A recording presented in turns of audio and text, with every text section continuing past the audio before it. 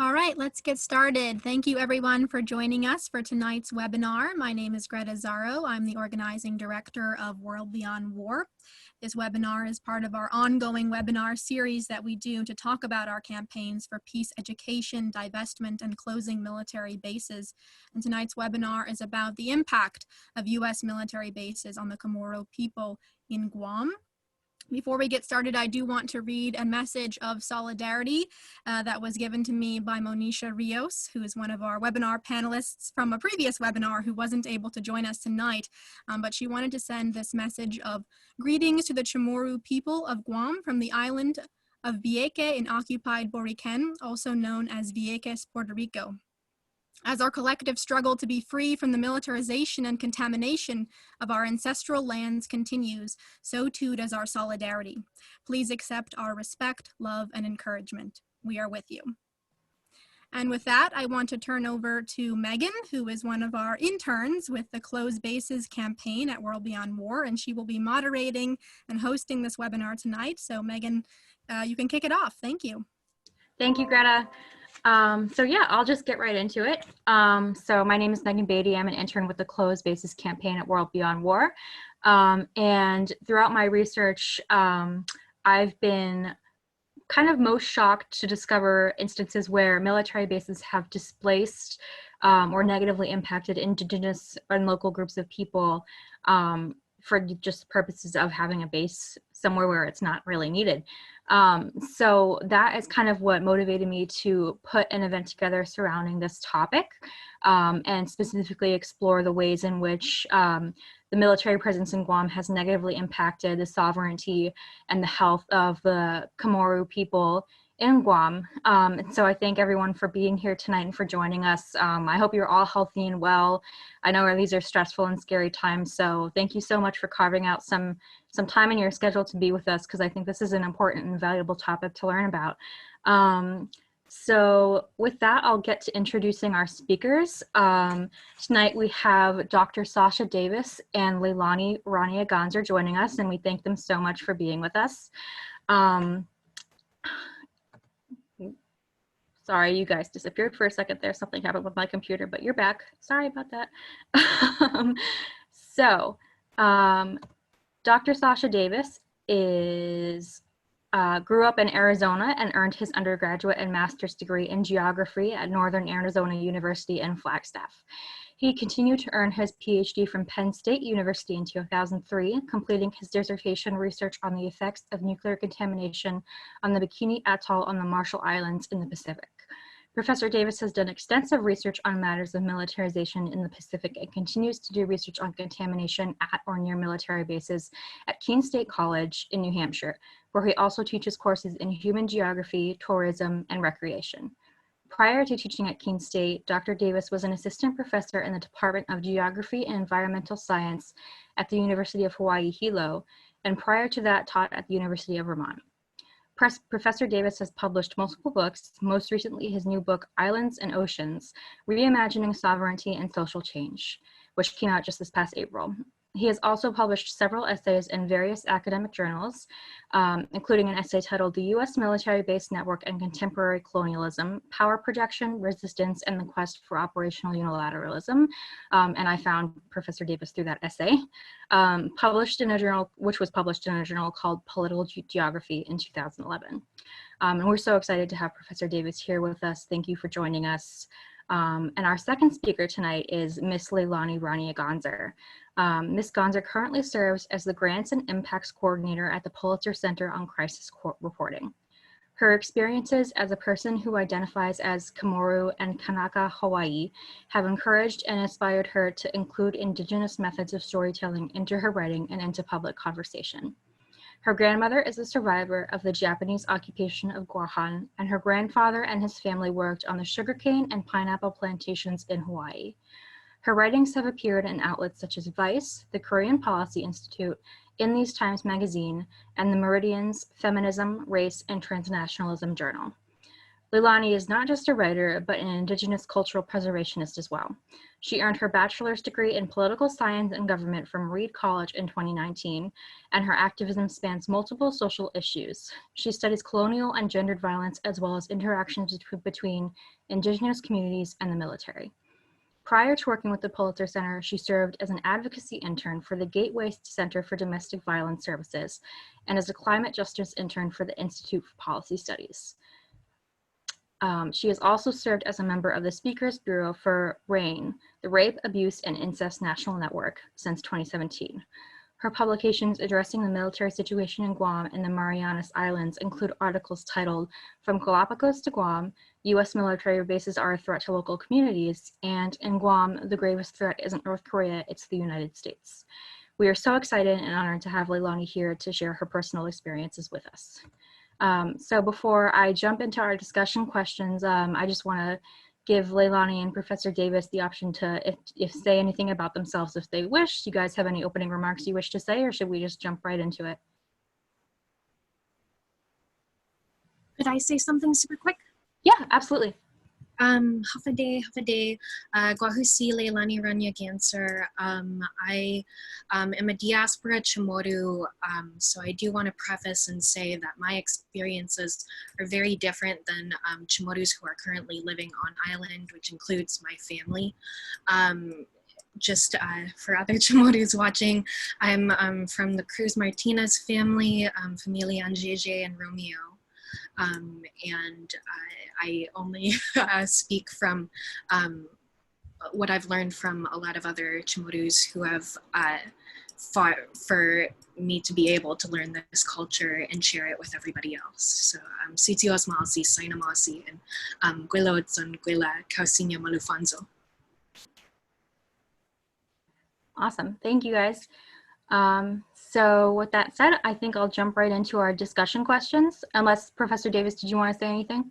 No, thank you. That's fine. Let's go ahead and we can go to the questions, but thank you for putting this together and all the folks at World Beyond War and also everyone for coming to the presentation. Thank you.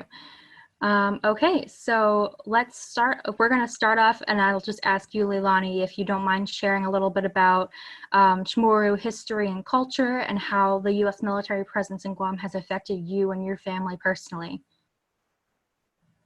So I learned most of what I know about CHamoru culture from several people, mainly Michael Lujan Bevacqua, who was at University of Guam. Also, I learned a lot from Kisha Borja Kichocho.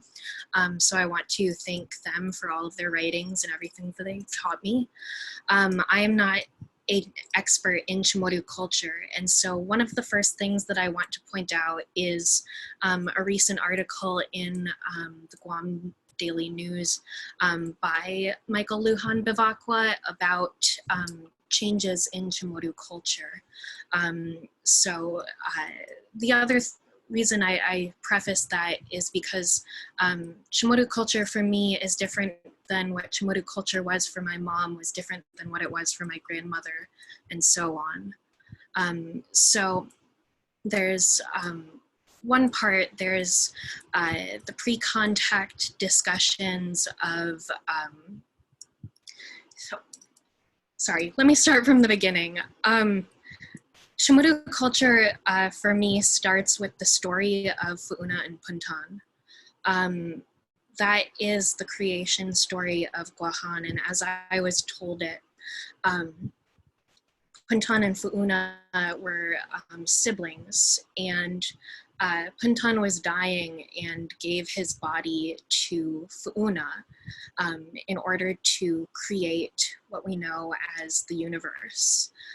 One of his eyes became the sun, one eye became the moon, his eyebrows became the rainbows, and Fu'una, with one of her last breaths, knew that just with the creation of the universe, that wasn't enough. She gave herself to become Lasofua, the Lasofua rock, and her spirit from that rock embodies all human people, all our animal relatives and ancestors as well.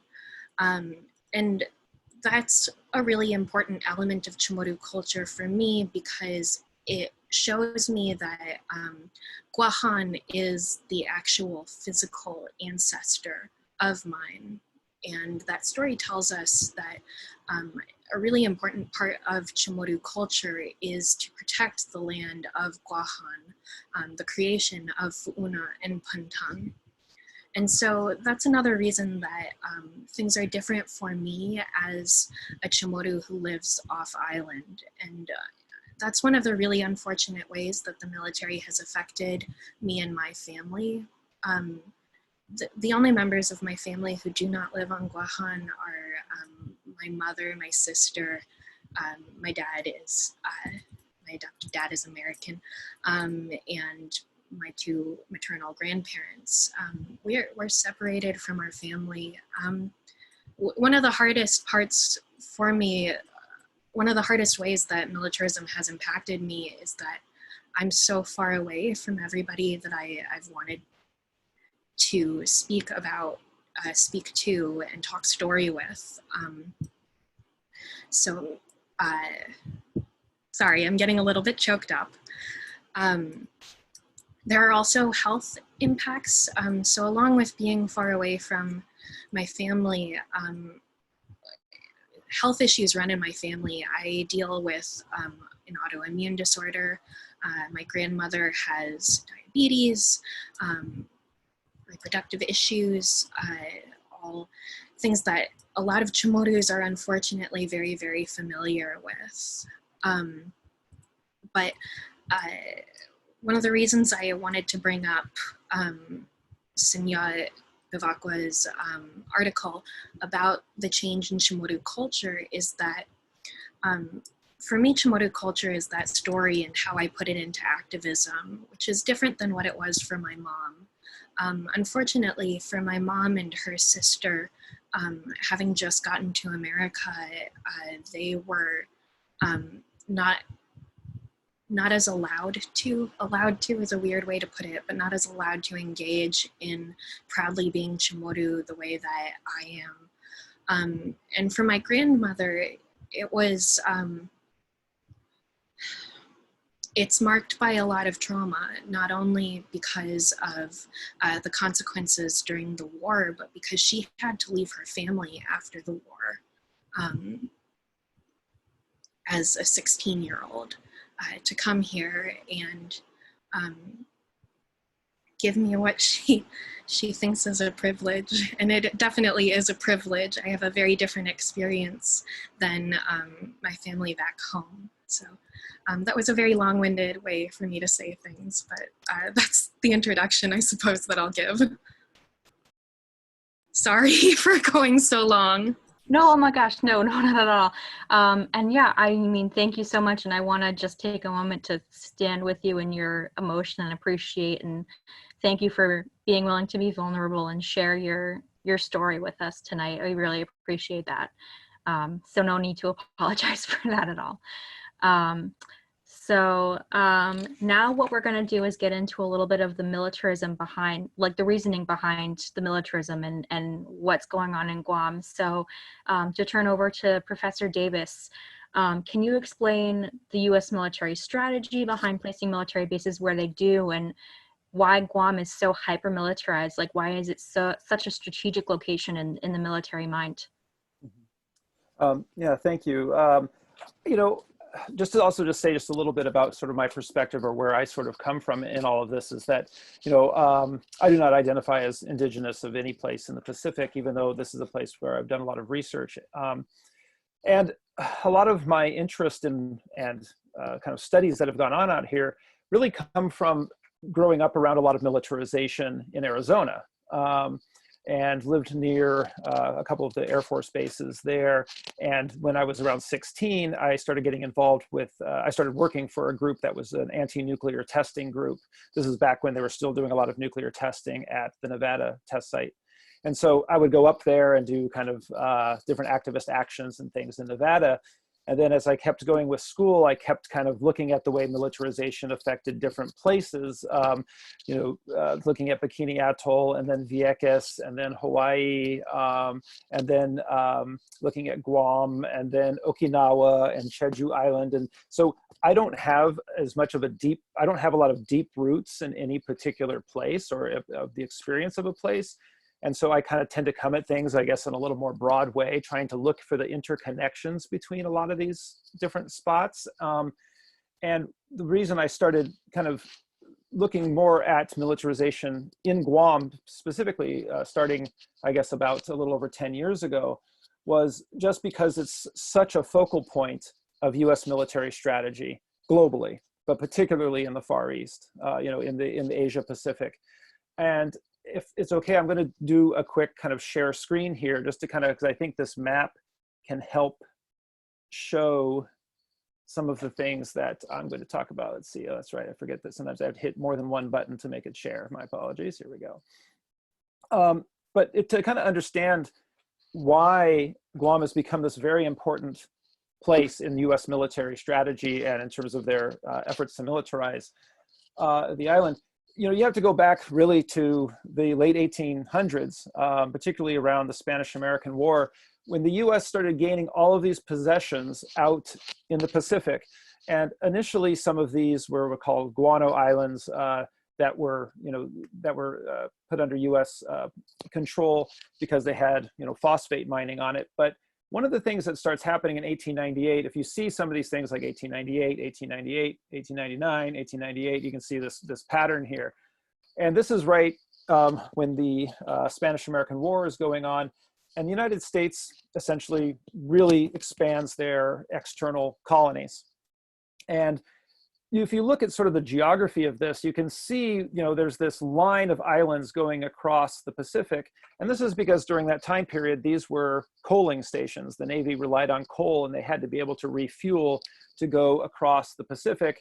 And because after the Spanish-American War, the United States took over the Philippines and didn't allow their independence and then fought a brutal war in the Philippines to kind of keep that as an American possession, these other possessions across the Pacific became very, very important militarily to sort of guard this line between the mainland US and the Philippines, which was sort of the doorstep to Asia and being able to kind of be involved in the trade with Asia. But what happens is during World War II, the United States loses all of these possessions, or they get attacked. Like Pearl Harbor gets attacked, Guam gets overrun very quickly by the Japanese military, the Philippines as well. And after the war, Douglas MacArthur, the general, but other American generals say, you know what, we're not going to do that anymore. We're not going to just have this line of islands that we control across the Pacific. We're going to control the whole thing. And the way we're going to do that is by setting up defenses and offensive and defensive military positions across what they call the first and second island chain. And let's see, I think, there's it, there. And if you're looking here, we've got what they call the first island chain, which are all of these islands very close to the mainland of Asia. And then you have the second island chain, which includes Guam, also Palau and Yap and the Northern Marianas out here. And the whole idea for the US was if they can hold both of those lines militarily, they can control essentially anything that comes out of Asia. They can control the whole Pacific. So the idea was rather than having a connector, they have these north-south running very strong lines.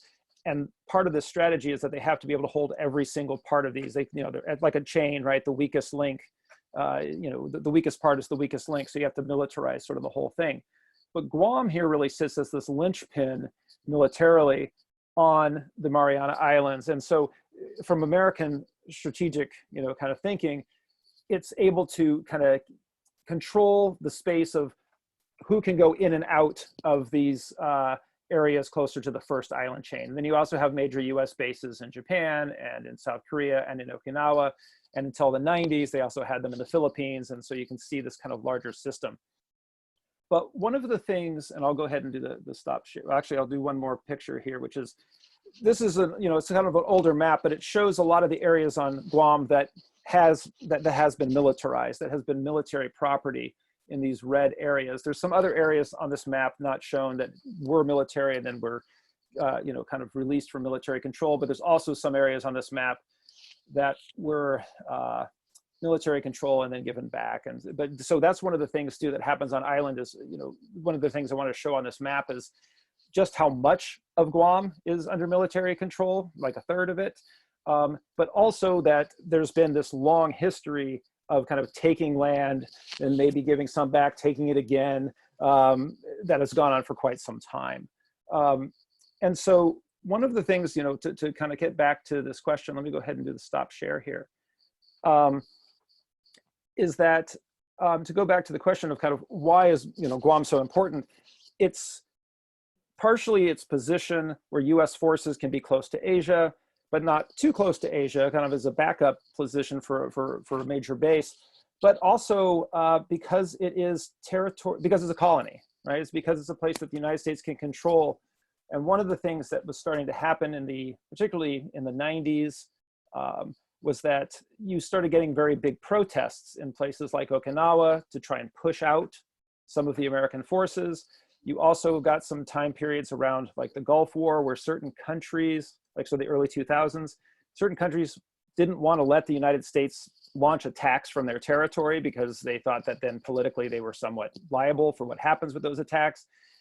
And one of the reasons the US started relying more and more on Guam was that they had these major bases, and because of its colonial status, not having self-determination, and also not having a lot of, not having any voting representation within the US government either, the military could really sort of control things and do their operations sort of, in a sense, somewhat as they pleased out of there in a way that they couldn't in the Philippines, where they'd been sort of kicked out in the 90s, and in Okinawa, where they were starting to get squeezed out in the 90s.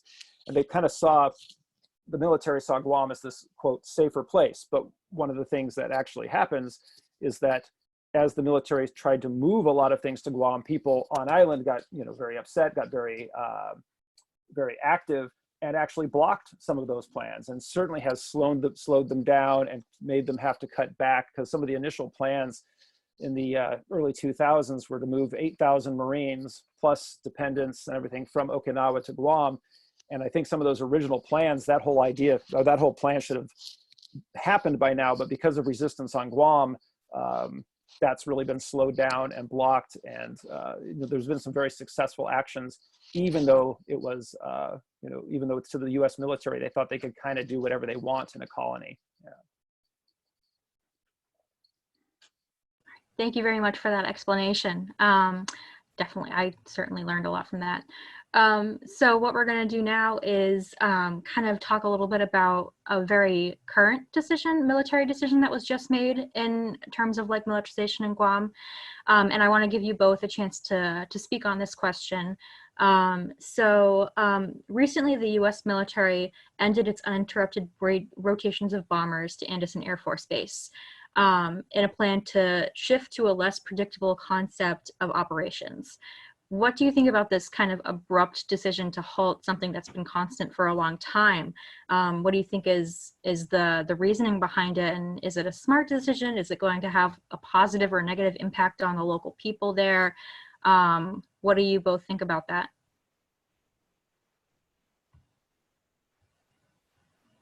Dr. Davis, do you want to go first?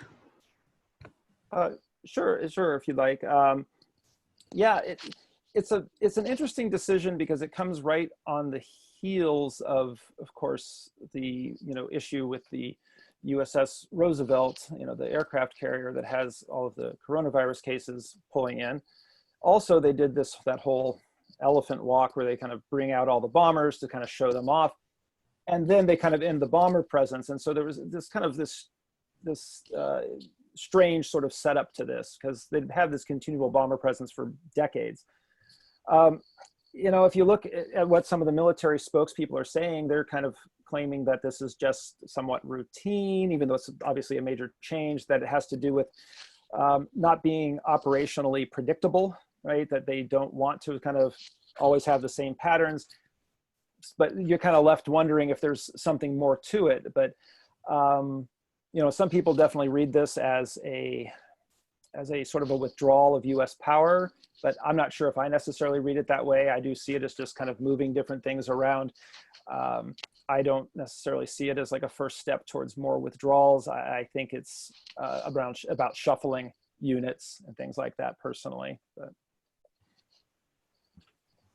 I also, if I can, just also sort of, so in addition to the elephant walk, there are, I believe, more scheduled live fire trainings happening while our families, our community is in lockdown.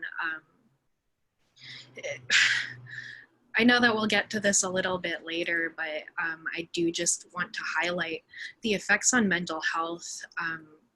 If you can imagine having to hear bombing, having to hear artillery while you're in the middle of trying to survive a pandemic, I think about it every night.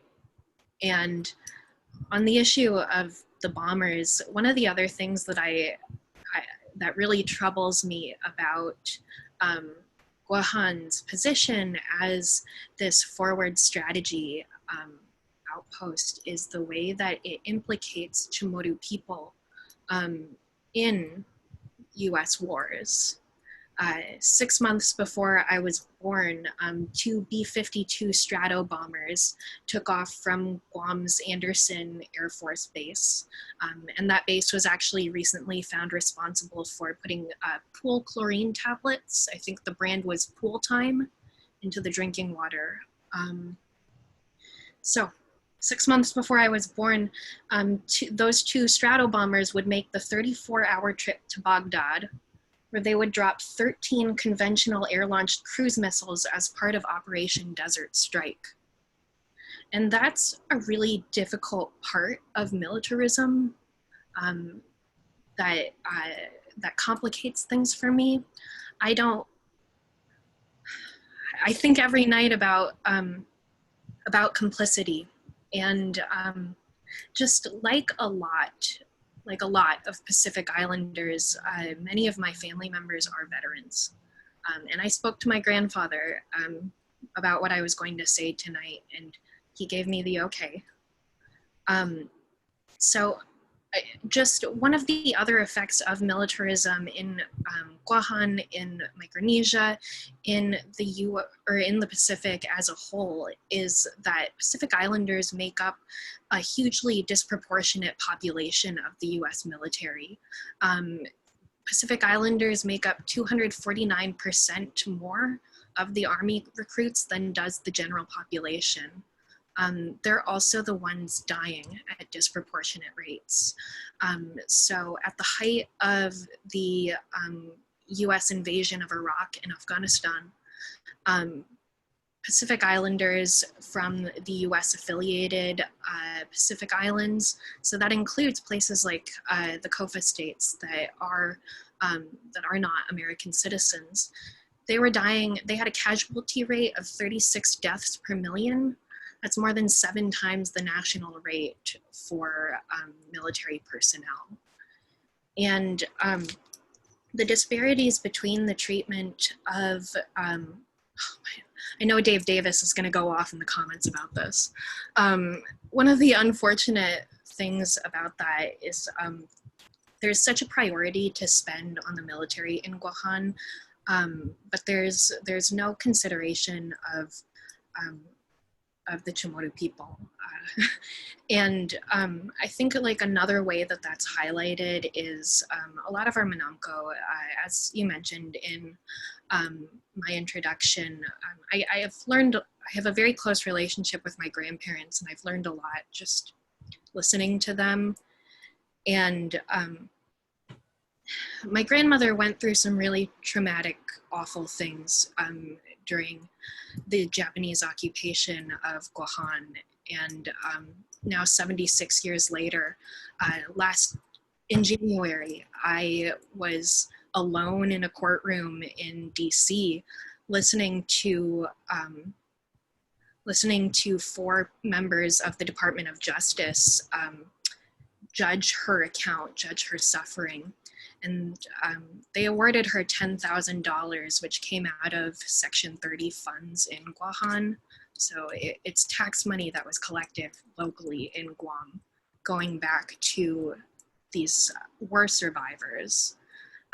My grandmother was awarded the standard amount for forced internment, marching, and rape, which was $10,000. She was heard alongside 99 total other cases from the war. It took 5 minutes, and at the end, and again, I was the only one there that wasn't part of the Justice Department. In the end, they had a staffer go out and shake my hand and say, "Thank you for your sacrifice." And I didn't know how to react to that. I might cry again, which is okay. It's just my Tazi, my ocean coming out. But my grandmother got that $10,000 sum, and the US per capita spends $16,000 recruiting each new Army recruit.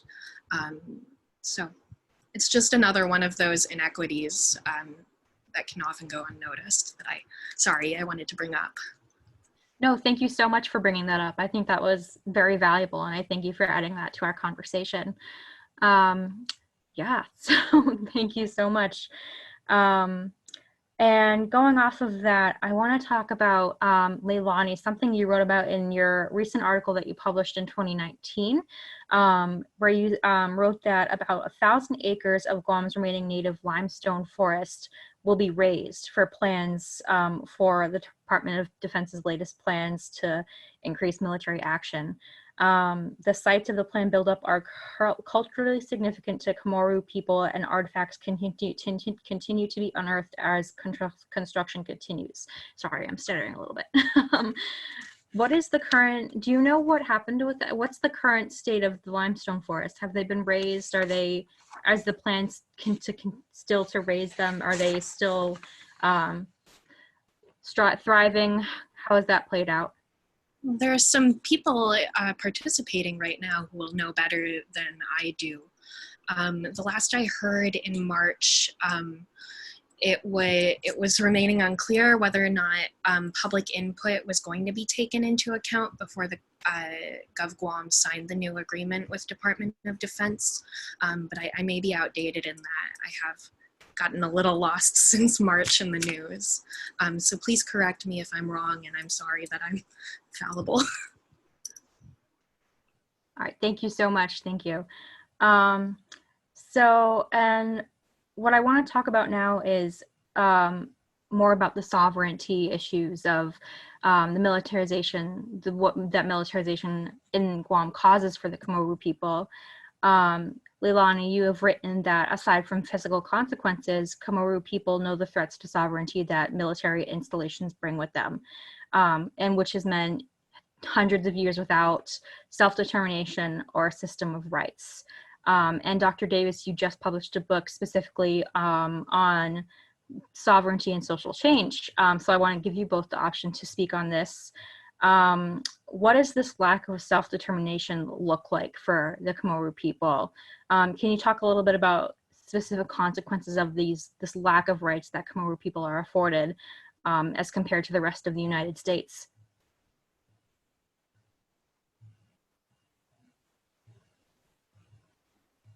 Unmute here. Thank you.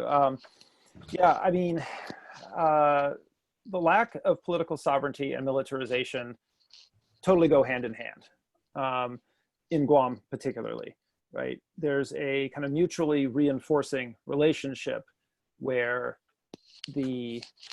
because the site is deemed to be of strategic value to the American military, they do not want to grant political sovereignty and independence to those particular areas. And then because areas don't have, places don't have political independence, then it makes it much easier for the military to operate in those places. And I know, this to kind of think about it in the contemporary, some of the stuff that's been going on very recently with some of the stuff around coronavirus. I know that's something we kind of are going to plan to talk about a little bit later in this, but I think it kind of comes up right now when you look at this. You have to think about with colonization, and that the colonizers are thinking about their security, right? And so when the United States is thinking about putting military units into Guam, or taking an aircraft carrier that's having a problem with COVID-19 and bringing it into Guam, they are thinking about security, but they're not thinking about the security of Guam, right? They're thinking about the security of the continental United States. Honestly, sometimes that thinking does not even extend to Hawaii, right? It's really, when you think about the areas that they're trying to secure and think about the security of the people, it's not the people out in the Pacific. And so you can see that in all the decisions that they make. And because there's this mutual, so let me back up a second. So because of that kind of lack of concern for security, obviously if any island group had the ability to have more political sovereignty, formal sovereignty, where they had their own institutions that could, sit down and be like, okay, is this a decision, that we want to make in terms of having a new military base here? And then have a government to government sort of discussion about what sort of compensation would be needed or whether we want it at all or all these sort of things. Those things don't happen when you have a colonial relationship, right? And so it's why, to overcome the militarization or some of the negative effects of living next to these bases, you have to address the political sovereignty issue also, because the things are really so entwined that you can't really talk about one without talking about the other.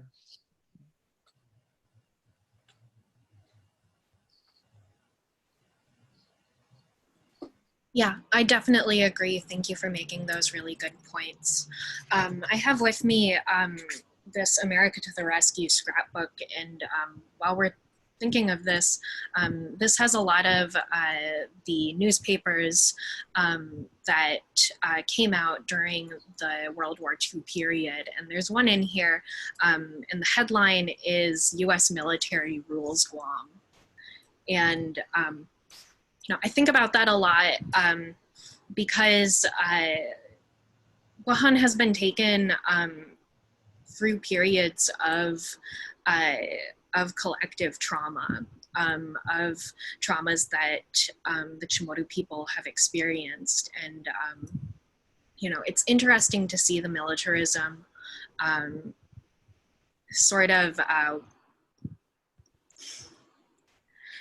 it's interesting for me to see the increase in military activity, the continuation of these live fire testings at the same time as a pandemic, as the trauma of a pandemic is occurring.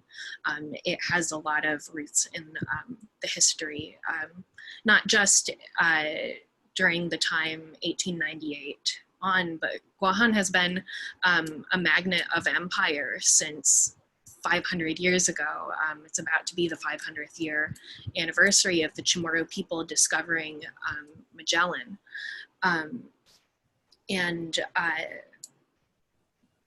Sorry, that's it. I agree. Awesome.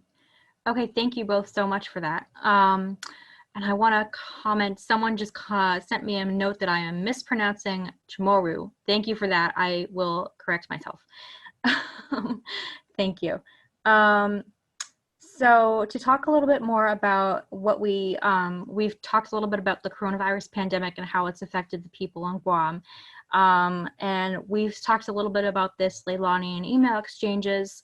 And the U.S. military recently decided to move thousands of sailors from ships into local hotels in Guam.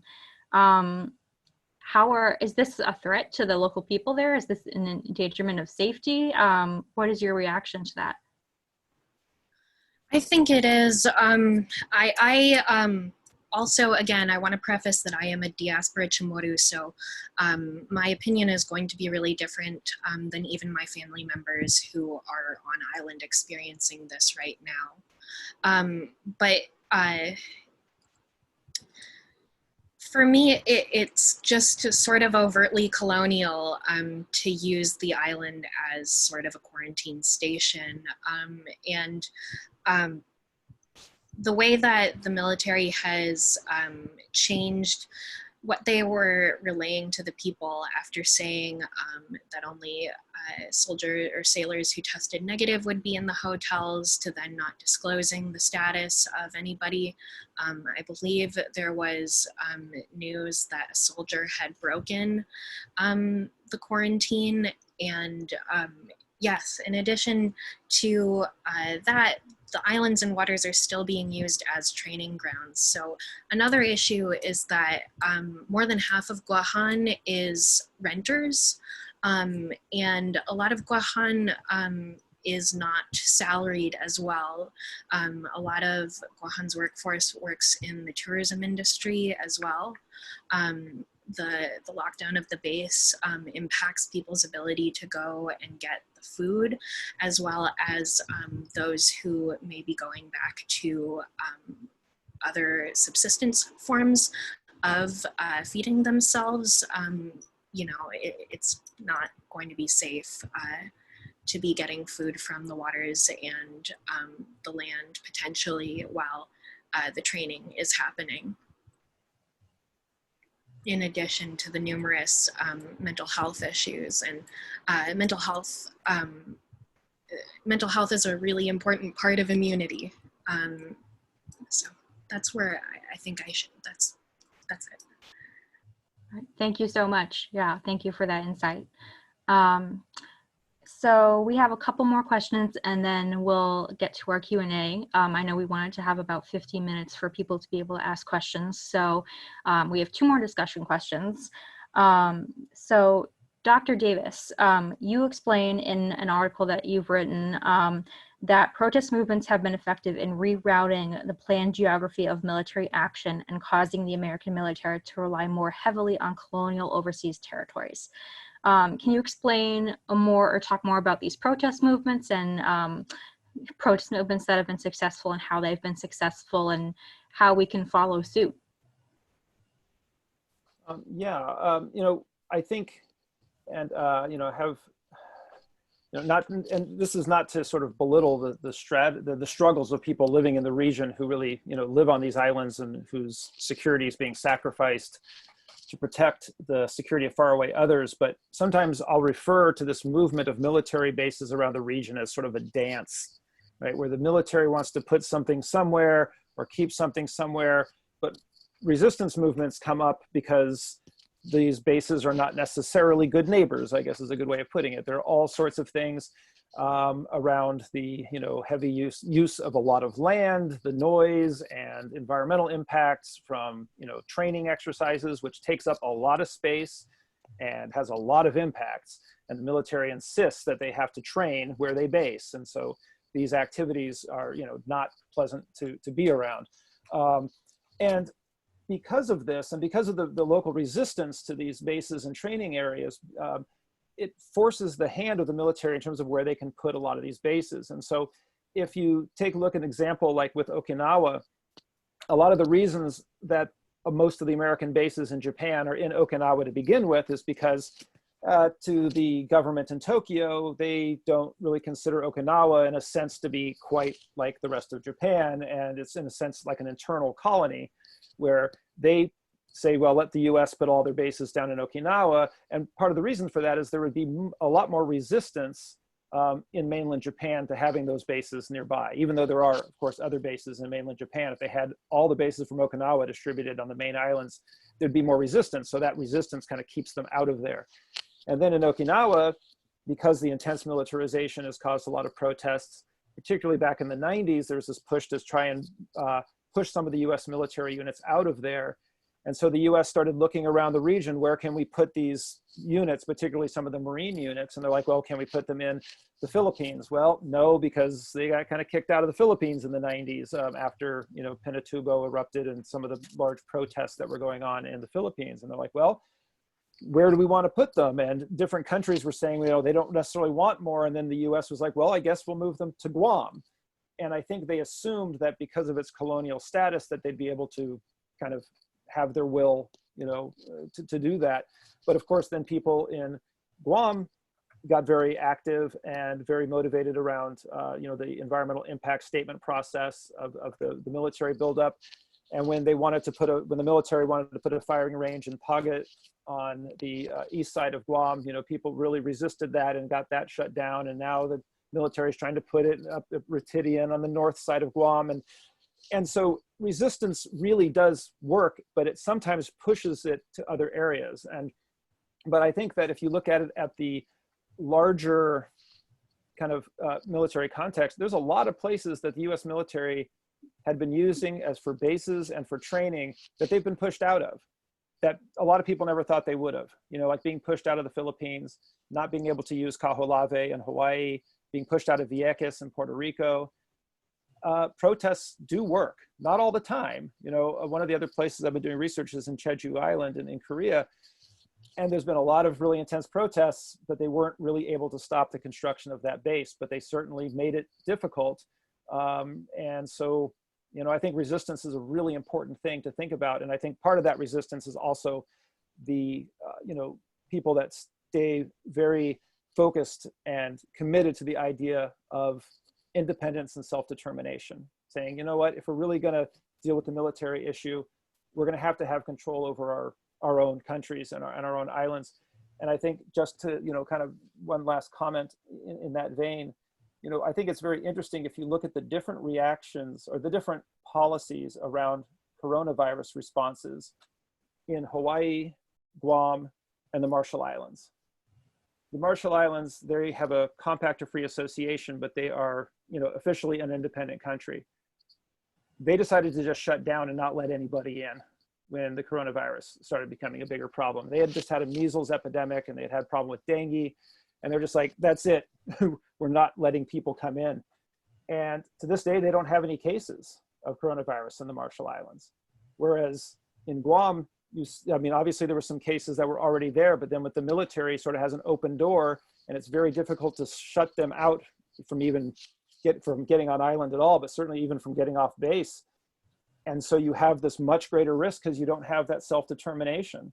And then in Hawaii, you have all these different restrictions about people being locked down, but then the military wants to run the RIMPAC exercises, which will bring thousands of military personnel from all over the place and bring them into Hawaii.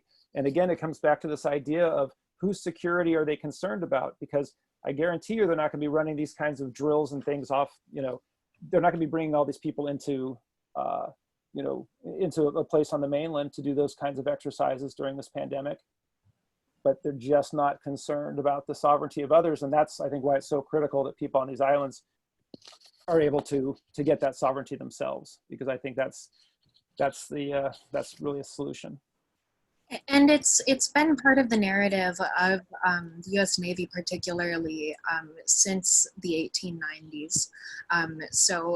Guam's first naval governor, Richard Leary, said, "The needs and desires of the U.S. military on Guam take precedence over all matters in the administration of the island." There's another from the U.S. Marine Corps commander. "This is American territory, and when we landed, the people were scattered, and we took what we needed, occupied it, built up the roads and so forth, irrespective of the ownership." When one senator asked if the CHamoru land had been taken legally, he got this response from Colonel Wilson: "I wouldn't say legally, but everything is legal in time of war."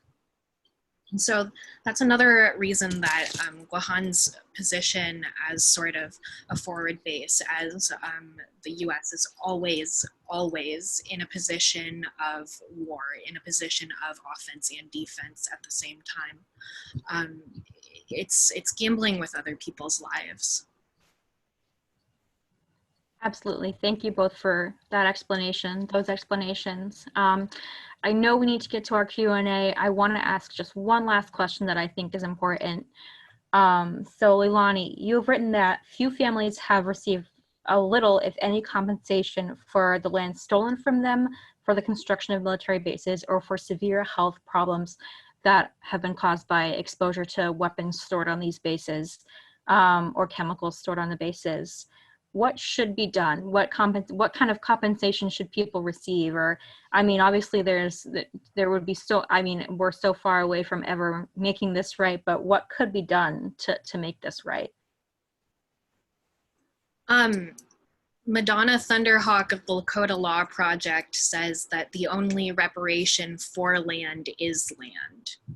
And I subscribe to that as well.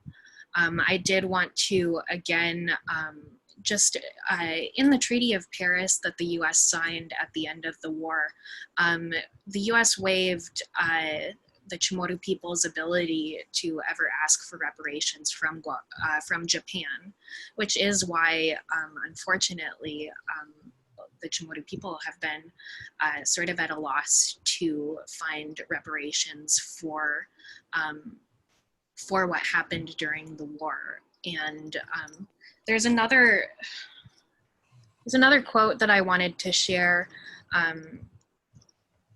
that I thought is important. It's by Joe Benak. He says, "As a very young soldier landing near Agat Beach, my personal vision was to help retake the island, free the imprisoned Chamorro people, and go home to farm living from where I came. To my personal amazement, little did I know that the people of Guam were not given back their land after the war. Liberation? Put yourself in my shoes.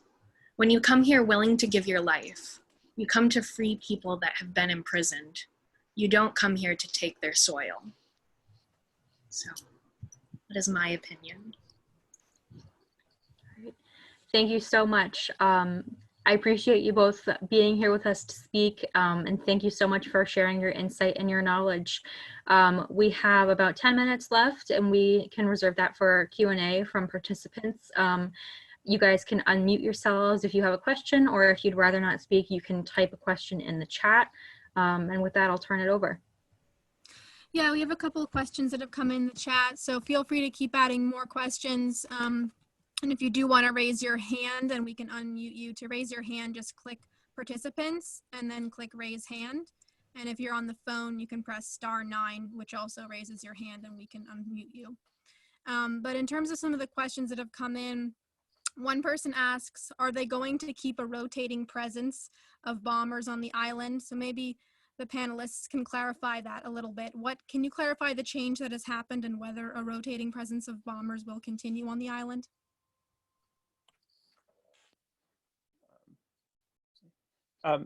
That's certainly my understanding. There may be also, I know there's many other people on the session here that are on island in Guam, and they may have some additional information, but everything I've seen is, even if they're not continuously there, they're constantly rotating through, and yeah, it's not like bombers are gone. Yeah. That's my understanding as well. Thanks. The next question, maybe Leilani, you could speak to this. Can you speak a little bit more about some of the activist groups that are on the island? You know, we hear a lot about places like Okinawa and maybe less about Guam. So I'd love to hear more about, you know, what the activists are doing, what strategies and tactics they're doing, and how we can support that. Big plug for there are quite a few of them in the chat right now. Independent Guahan and Prutehi Letekton are, I'm amazed and so grateful for all of the work that they do in protecting Letekton as a live fire site, and fighting for and educating people about Guahan and about the Chamorro people. Also, the Micronesian Climate Alliance is doing incredible work. Climate action is indigenous sovereignty, and indigenous sovereignty is climate action. Independent Guahan, Prutehi Letekton, and Micronesia Climate Alliance are three incredible places to start. That's great. I know that there are a lot of other people. Please let me know what I'm forgetting, who I'm forgetting. Dispensazu for forgetting them. Thanks. Yeah, and feel free to use the chat. We will be able to access it afterwards, and we can follow up with your comments and questions. And we'll also share in an email afterwards. We'll share different links and resources, and also the link to the recording. So another question that came up is, you know, what's the general sentiment on the island in terms of the stance towards the military bases? Is there general disapproval, or, you know, is there a subgroup that does approve of these bases? Maybe you could speak to the sentiment of the people in general towards the bases. I don't want to overstep my bounds and speak to that, since I don't live on island.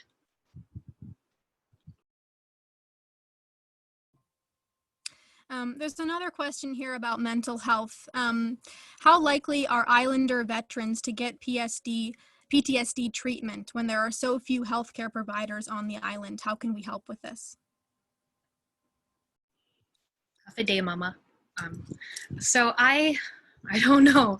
There are people in participating right now who can also answer efforts to that. But I also wanted to say, like, Pacific Island. So the stats I was giving about Pacific Islanders in the military, Pacific Islanders also have higher rates of PTSD. Those who serve.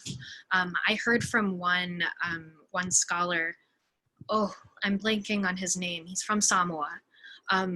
Who theorized that it's because Pacific Islanders have very tight families and have to witness each other dying at disproportionate rates. But the other issue with mental health is that there's a lot of intergenerational trauma. Speaking for myself alone, but I know that I'm not alone. There's some really, really serious issues with us being able to address things. I also know that Suru for Solidarity has been offering intergenerational healing in Guam and Hawaii for survivors of internment. Yes, and everybody in the chat, that's really good points. Thank you. Thank you for, yes, thank you. Okay, we have a lot of other questions coming in and we'll try to get to most of them. Again, we can answer some of these over email afterwards. But there's a question about how can the local government, I'm assuming that means the local government in Guam, how can it protect Guam, the Guam people, while maintaining this diplomatic relationship with the federal government, and perhaps what kind of strategies can be used on the local level in terms of passing resolutions or local legislation? Sorry, Dr. Davis, I've been speaking a lot. I don't want to.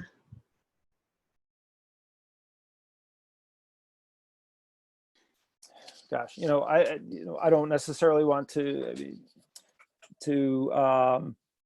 presume, that some of the risks that come with being more confrontational, in those kind of contexts. But,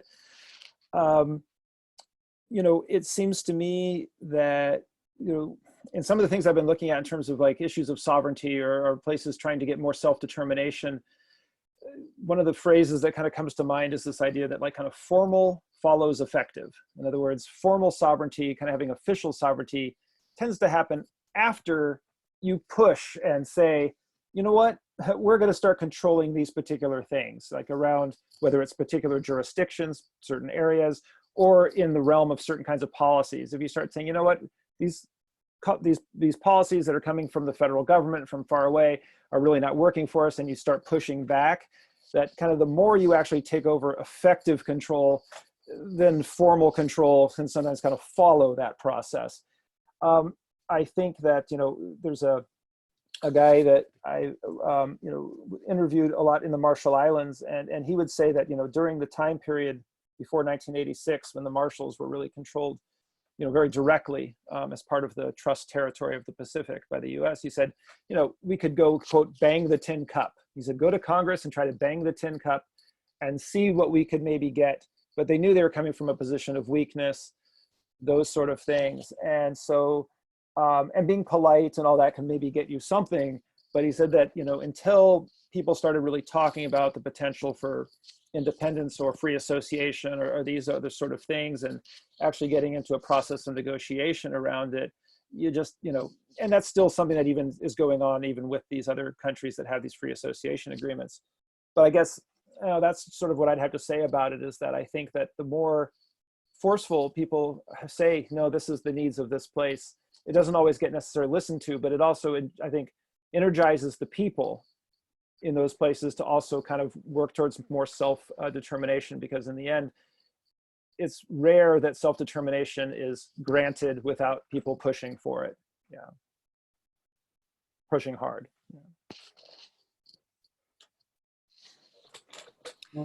A question for Leilani. How do you stay so involved in CHamoru activism at the same time living off island?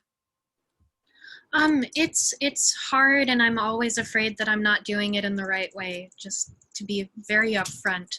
A lot of my activism started because I was the victim of rape and domestic abuse. And so across the world, indigenous people tend to struggle a lot with suicide. And one of the proven ways of addressing that epidemic is through connection to culture. And first my grandmother, and then a series of incredible CHamoru women primarily have welcomed me to keep learning about the culture. I lived in Portland, Oregon for the last 4 years, where I was part of Utopia PDX, United Territories of Pacific Islanders Alliance, where we spent a lot of time, big population of CHamoru's and a lot of Kofa folks, spent a lot of time talking story. But I think one of the most important forms of staying involved in the activism while being away is the talks that I have with my family. The CHamoru culture is something that my family almost did not have the privilege to be part of. There's this Epeli Haofa quote where he says, so much of our remote and recent pasts fall outside the purview of mainline history. And so we must reconstruct our own past to suit our needs. And that's about reviving your culture and reviving your history, as I interpret it, in a way that allows you to move forward. So I have a lot of faith in the local activists in Guam, and my work is always to, nowadays, to get my family to a place where we can join you again. I'm trying. Thank you so much, Leilani. And we're a little bit over time, but I think we'll make time for one more question before we wrap it up. So there's a question from Pat Elder, who's one of our board members at World Beyond War, and he's working very much on the issue of forever chemicals, PFOA and PFOS contamination on military bases around the world. And so he talks about here that there have been cases of contamination from the military bases in Guam. And so he asks, is this a topic of concern? Is this something that activists are working on? Yes to all of that, including in the chat, there are several folks there, and is it an issue? Yeah. Yes. I talked earlier about health problems, unfortunately, and I don't want to make it just about sad things, because CHamoru culture for me is about resilience. But yeah, my family and a lot of other families deal with health issues, and there's some evidence to show that Guam experienced direct radiation as a result of the US's bikini tests. Also, there are quite a few veterans who say that they were exposed to Agent Orange while working on Guam. So it's a whole host of issues. Thank you. Thank you so much for joining us today, everyone. We're going to wrap up this webinar right now. We will send an email afterwards to all the registrants with a link to the recording and other resources. And thank you to Leilani and to Sasha for sharing your knowledge, and Leilani for opening up and sharing your personal story. And thank you to Megan for putting this whole thing together and for interning with us with World Beyond War's Closed Bases campaign. I do encourage everyone to get involved with our Closed Bases campaign. We're advocating to close all bases around the world. You can go to our website, WorldBeyondWar.org/bases, to learn more and contact us and get involved and share your stories about how bases are impacting you and how we can support you and amplify your efforts to close them. So thank you so much and have a good day.